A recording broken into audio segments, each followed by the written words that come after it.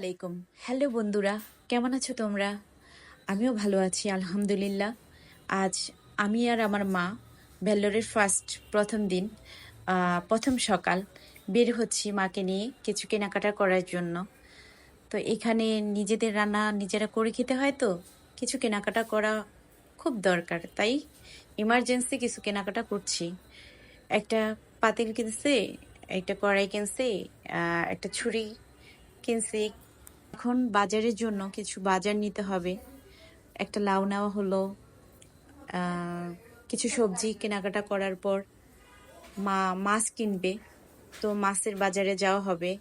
সেখান থেকে কিছু মাছ নিয়ে দেন বাসায় যাব। মাছের বাজারে ঢুকতেই দেখলাম কত চিংড়ি মাছ আছে।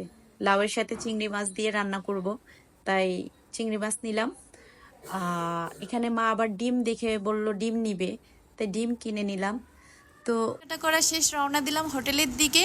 নেক্সট ব্লকে দেখাবো কি কি কেনাকাটা করলাম, কি রান্না করলাম। বাই।